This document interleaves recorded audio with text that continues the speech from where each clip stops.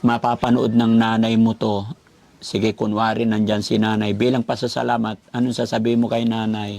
Ma, salamat sa lahat ng binigay niyo sa amin at sumusuporta sa amin ngayon dahil iwan kami.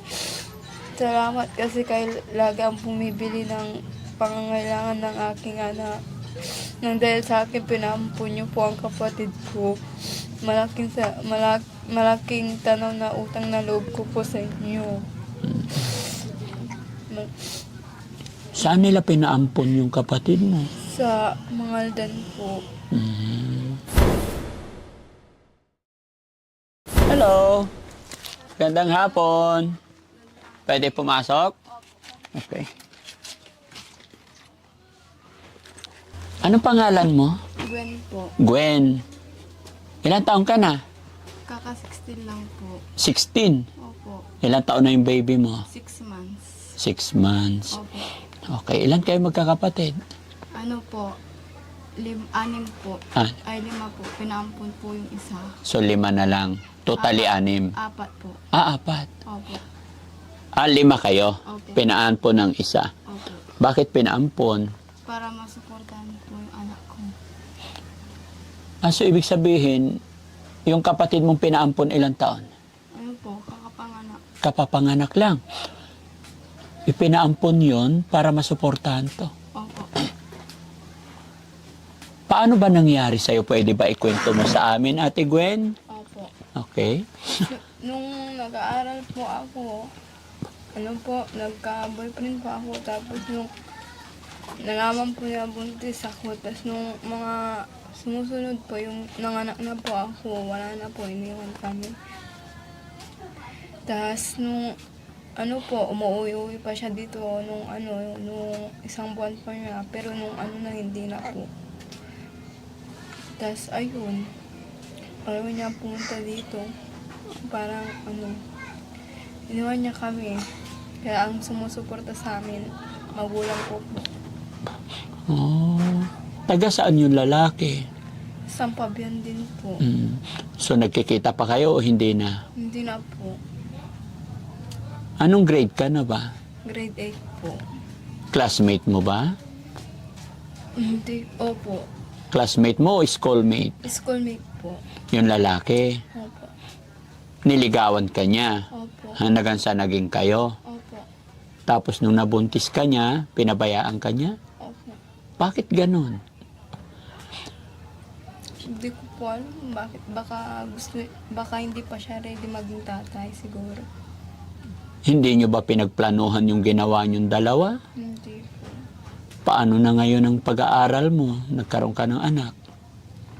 Siguro, into ko muna. Anong sabi ng nanay tatay mo sa'yo sa nangyari sa'yo? Nagalit po sila. Ano sinabi mo sa kanila? Nagpasensya ako pero kulang pa yun na alam ko na para mapatawad nila ako. Humingi ka ng tawad, pero Hindi pa nila matanggap. di pa rin nila matanggap.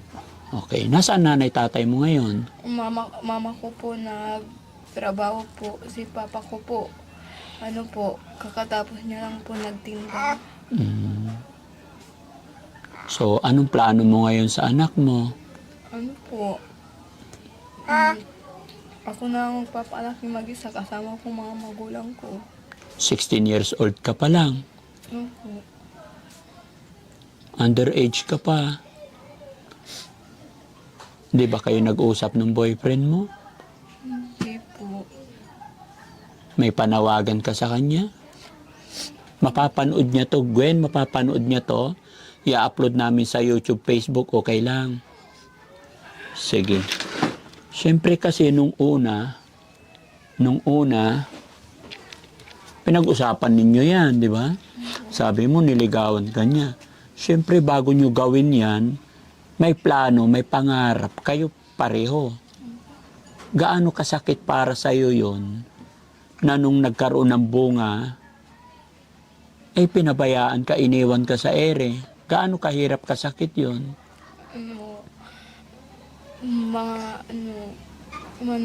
Masakit sa puso na parang iniwan ka lang sa ere na sobrang sakit na di mo matanggap mo. So sa ngayon, taga-alaga ka, nandito ka lang lagi sa bahay. Opo. Anong gatas ng anak mo? Ano po, bumibili po yung dati unang nistoy, ngayon Bona po. Pero hindi niya yung nistogen. Mm-mm. Sino bumibili bibigay pambili ng gatas? Mama ko po. Buti mabait yung mama mo. Hindi ka pa rin niya pinabayaan. Opo. Simula nung panganak ko sila na po. Hanggang sa ospital. Sila ang nagbantay sa akin. Kahit pagod sila nagtinda, gano'n. Binabantayan ka pa rin nila. Opo. Ano ba sanang pangarap mo nung nag-aaral? Ano po, maging nurse po. Yun din ang gusto ng magulang mo. Opo. Sayang, mahihirapan ka ng tuparin yun. Opo. Anong sabi ng mama mo? Anong naramdaman mo nung ipinaampon yung kapatid mo para lang masuportahan ka? Ano po, masakit sa akin bilang kapatid ko kapalit na. Ako po para masuportahan po nila. Sobrang sakit sa akin na ipinapon yung kapatid ko na dahil sa akin.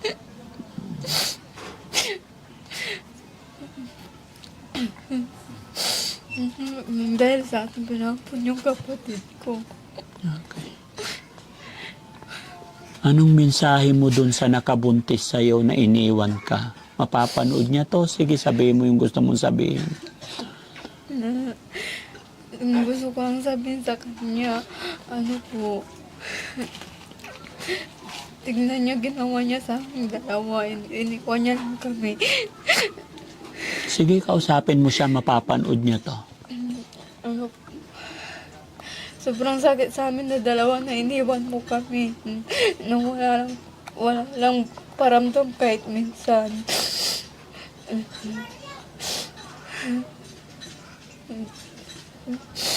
Sobrang sakit. Grabe, hirap ko nung nabuntis po ako. Ako na lahat po nagdala maging ano po, ang sobrang sakit na po, ang bigat-bigat lahat nasa akin. Hindi sobrang hirap po maging isang ina tapos maging ama. Lalo na, bata ka pa. Opo. Hindi ka pa masyadong maalam sa murang edad, 16.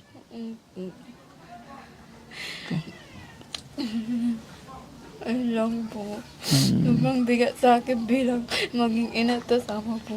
Mahirap. Opo. Huwag kang mawala ng pag-asa, ha? Opo. Mag-pray ka lang. Opo. Gawin mong inspirasyon ng iyong anak. Opo. No? Sa nanay mo naman, ano ang mensahe mo sa nanay mo? Kasi pangarap ka nilang maging nurse. Pinag-aaral ka nila. Pero biglang nagkaroon ng apo. Biglang nagkaroon ng, instead na ikaw lang, tapos biglang pati anak mo, responsibilidad nila. Siyempre, 16 years old ka pa lang. Wala kang hanap buhay ngayon. Paano ngayon yan? Malaking papasalamat ko po sa aking mama at papa kasi sila ang sumusuporta sa amin ngayon na mag-ina po. Okay. O sige. Sige, mapapanood ng nanay mo to. Sige, kunwari nandyan si nanay. Bilang pasasalamat, anong sasabihin mo kay nanay? Ma, salamat sa lahat ng binigay niyo sa amin at sumusuporta sa amin ngayon dahil iniwan kami. Salamat kasi kayo lagi ang bumibili ng pangangailangan ng aking anak. Nang dahil sa akin, pinampun niyo po ang kapatid ko. Malaking tanaw na utang na loob ko po sa inyo. Saan nila pinaampon yung kapatid mo? Sa Mangaldan po.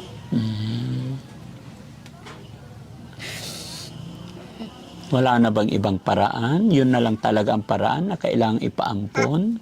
Opo. Kasi sobrang hirap naman ng buhay namin para dalawang susunduan po nila. Pag dalawang baby, Opo. anong naramdaman mo nung sinakripisyo ng nanay mo yung anak niya? Ano po, Diba? sobrang sakit sa akin po. Parang ano po, sobrang bigat-bigat ng puso ko po. Nung nalaman ko na ipapangkon yung kapatid ko po. Mm-mm. Ano po, bilang sa maging kakapatid ko. Okay. Pero syempre siguro, kilala mo naman siguro yung magulang ng nakabuntis sa'yo.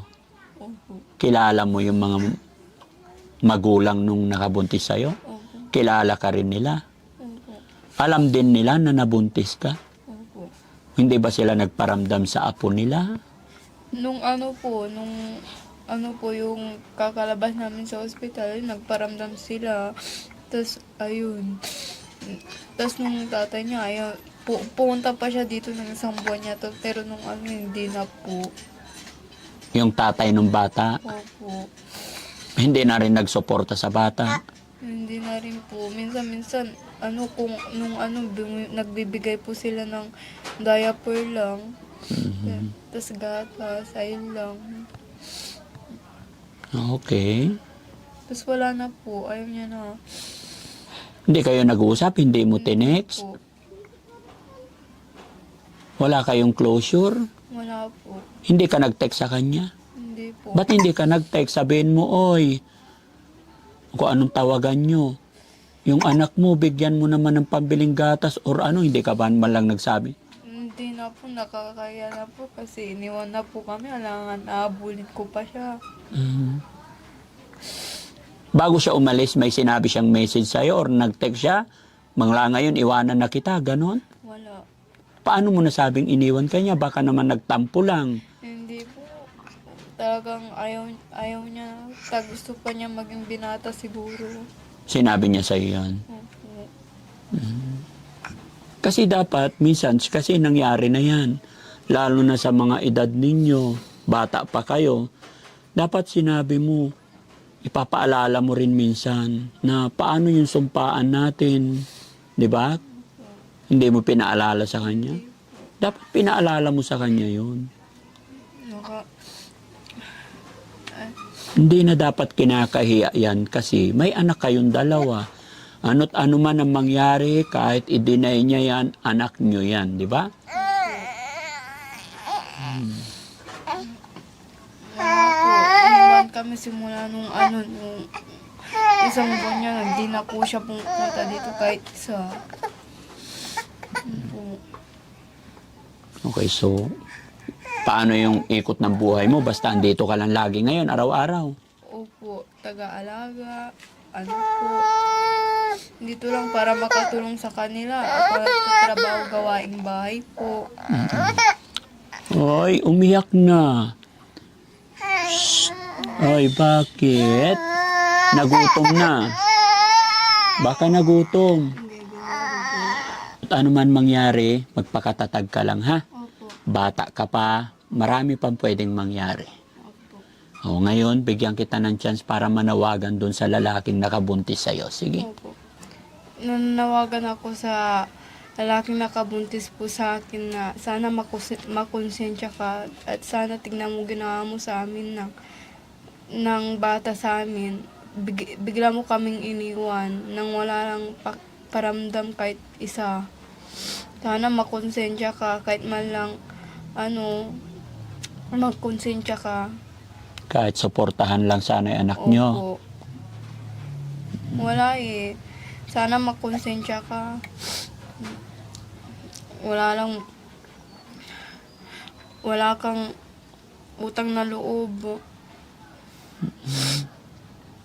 Nangako ba siya sa'yo dati? Opo. Paano siya nanligaw sa'yo? Ano po, punta pa siya dito para magligo, tas ayun pala, wala po, yung pangako niya. Wala yung pangako niya. Opo. Ilang taon ba siya? Kaedadan ko po. 16 din. Opo. Bata pa masyado, ano? Mga bata kasi kayo, mga mapupusok kayo. Opo. Hindi naman siguro nagkulang yung nanay tatay nyo para paalalahanan kayo. Opo. Okay. Pero gaya ng sinabi ko sa iyo, Gwen, Opo. bata ka pa. Opo. Alagaan mo muna yung anak mo. Opo. Pag nakapaglakad na, Mag-aaral. mag-aral ka ulit. Sana sa pangalawang pagkakataon, maging straight ka na. Opo. Ang ganda mo pa naman. May talent ka ba? Ano po, magluto lang. Magluto. Sige. No, may pag-asa pa. No? Huwag kang mawalan ng pag-asa. Opo. Gawin mong inspirasyon yung anak mo. Opo. Okay? Tapos sa mga payo kong sa mga kabataan dyan na kagaya ko, huwag muna kayong mag-asawa ng maaga kasi mahirap ang magbuntis. At sana kung mag-aasawa kayo yung sa tama, hindi yung iiwan kayo. Kailangan sigurado. Opo. At saka kailangan tapusin talaga muna yung pag-aaral. Okay? Opo. Kasi pag naging nanay ka na, Wala na. hirap na. Opo. No? Opo.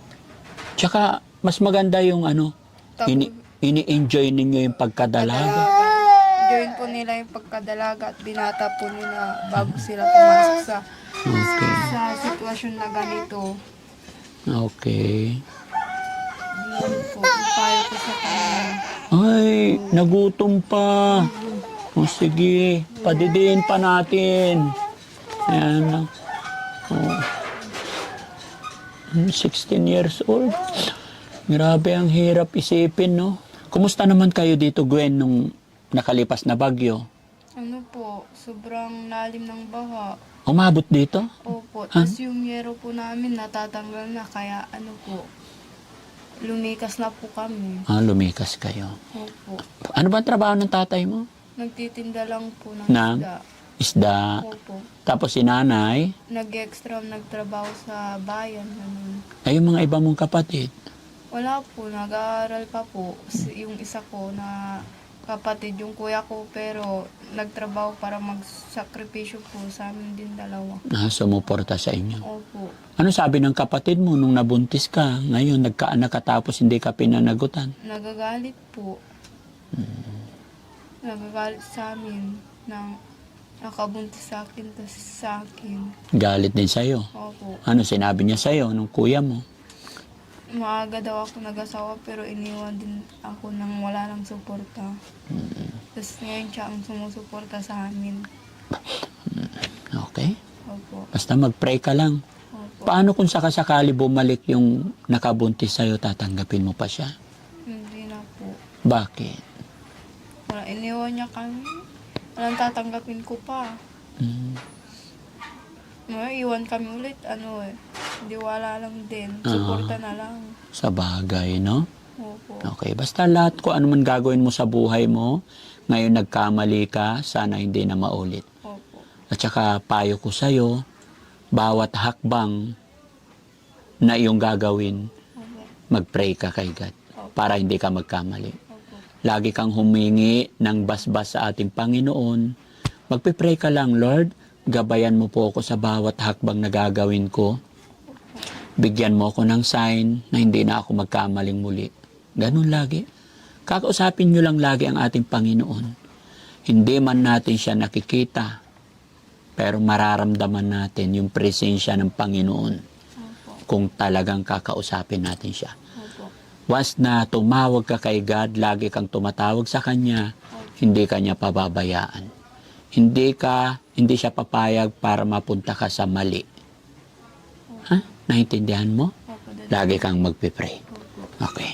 So, bigyan kita ng pambiling gatas ng anak mo, ha?